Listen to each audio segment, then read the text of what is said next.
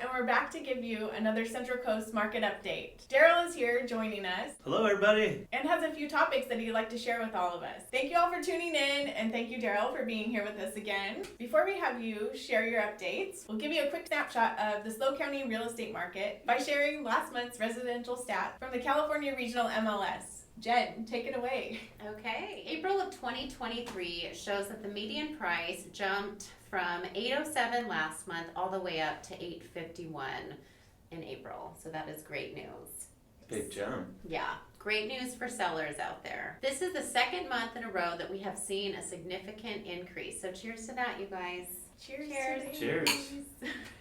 Our market is definitely heating up. This is the highest we have seen our market since the peak of last May. Months of inventory last month was just under 4, which is a little bit lower than what we had back in March. It was right about 5.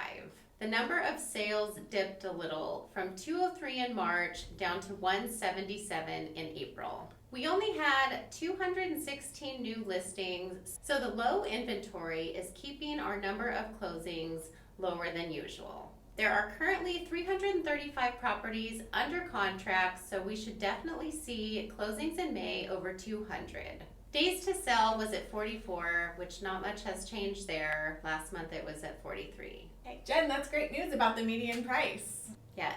I saw an article recently that said the Central Coast and the Bay Area were the top 2 areas where the prices were still increasing. We are still seeing multiple offers. Our team listing recently had 7 offers, which were all over asking, which Yes, is great pretty news. amazing. That was a great listing. I live in that neighborhood and had the pleasure of seeing it. That was a cool house. I would have lived there. Yes. Me too. Buyers are out in full force. Buyers, remember to marry the house and date the rate. Darryl, what are you seeing on your end? Boy, like you, I'm seeing a market that's ever changing. Multiple offers and that type of thing are still quite common because the inventory is so tight.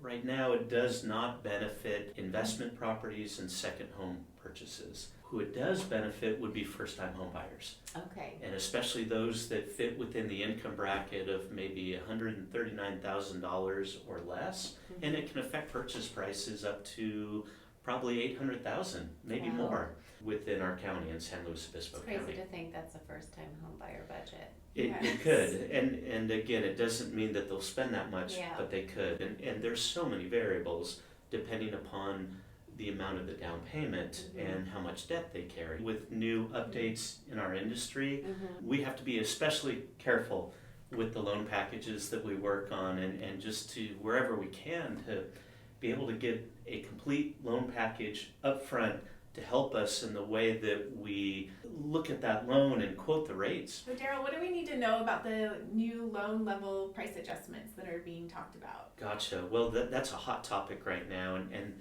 this has to do with any mortgage banker or broker out there in this environment. Yes. Well, they're pretty important these days because they pertain to conventional loans.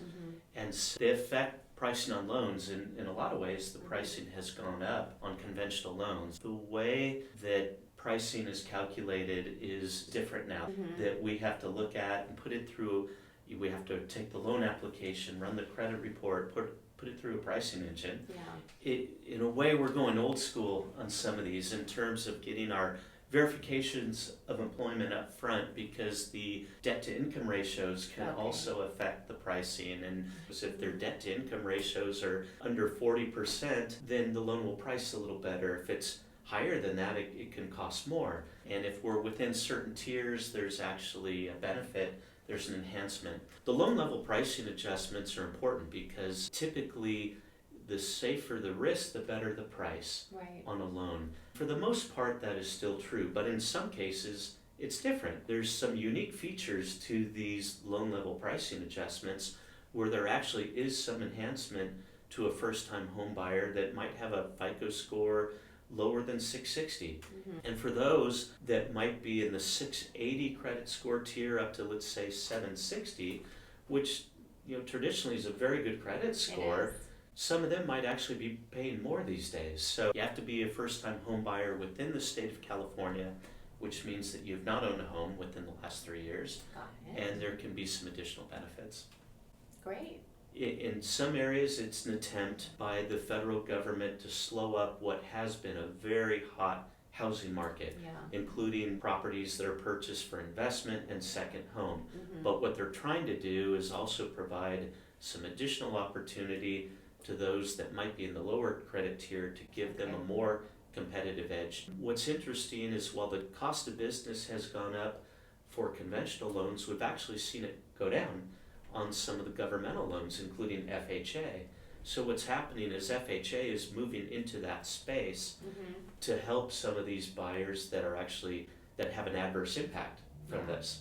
I wouldn't be surprised that you're going to begin to see more FHA offers for that reason. That makes sense. For people that might have, let's say, a 10% down payment and good credit that might normally go for a conventional loan are going into the FHA space because FHA loans are government subsidized. So if the typical rate on a conventional loan might be, let's say, in the 6.5% range for something like that, conversely, they can get an FHA loan for 5.5%. Okay. Wow. So would they be paying mortgage insurance on something like that? Yes, they would. I mean, the FHA loan always has MI. What HUD has done with FHA loans is they've rolled back the pricing on that by 30 basis points. So very recently, that FHA loan has become much more affordable. And it comes now at a lower rate. Here again, that's where we have to pencil them out, compare, get the feedback from the client to see what's best for them. So just talking about rates, what are the rates looking like right now? Yeah, they change daily, even hourly in some cases. For now, they're for the most part in the 6.5% range. I'd say most rates are in about the 6.25% up to about 7.25% range. Again, you pay more for an investment property or second home. You know, the additional points involved with those loans right now is pretty steep. And the way that you can offset that heftier pricing is to come in with a bigger down payment. In some cases, like 40% down to avoid those steep pricing hits. But what we expect, the rates tend to follow the inflation figures, and the inflation figures are coming down a bit. So as we continue to get good news about inflation, we're going to get better news about mortgage rates. That's great news. That's very good. I would just add that, again, it's a very competitive environment out there. So for any buyer, talk to your lender, and just the better prepared that you are, the better you're going to compete in this environment. And it really helps to have a fallback plan, different options that if you need to beef up your offer with additional down payment, whether you have gift funds or having the potential to borrow from a 401k, that helps in some cases. In other properties, maybe there's a little less competition. There might still be room to negotiate. We're still seeing multiple offers on just about every offer that I saw submitted last week. Definitely. Wow. Is there anything else that you want to add to let our listeners know about? Yes, we use the loan application as a roadmap. And that way we can make recommendations from a long list of products to help your buyers better compete in this environment. It's just nice to know what they have to work with. And if there's any soft spots on that loan, then we'll help to prepare them, help them to boost their credit scores and that type of thing. You know, some cases, I mentioned how it's more expensive to purchase an investment property or a second home. Sometimes I'll talk to a client and they'll come to see me, we're looking for a mortgage on a second home. And I talked to a client recently that's looking to buy a home up at the lake, and they have a home in Redondo Beach that's just about free and clear. When we penciled it out, it's cheaper for them to do a cash out refi on their home in Redondo Beach, and then they can make an offer all cash on the property here at the lake. And so again, having the loan application and the complete package enables us to better do our job. With a little bit of planning, I think the experience is better for everyone that way. I agree.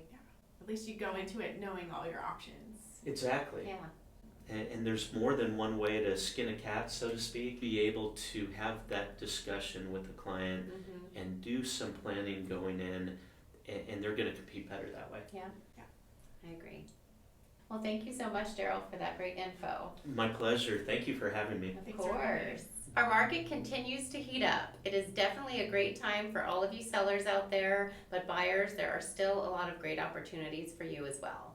Thank you all so much for tuning in. If you are thinking about relocating to Paso Robles or the Central Coast, please download your free relocation guide in the link below. So Jen and I just finished a fun Mother's Day video on multiple events occurring in Paso and throughout San Luis Obispo County that we'd love for you to check out. Thank you to all the moms out there. We salute you. Yes, cheers. We also have the Cons of Paso Robles video coming out soon, so stay tuned for that. We will see you again next month for another market update. Cheers. Cheers. Cheers.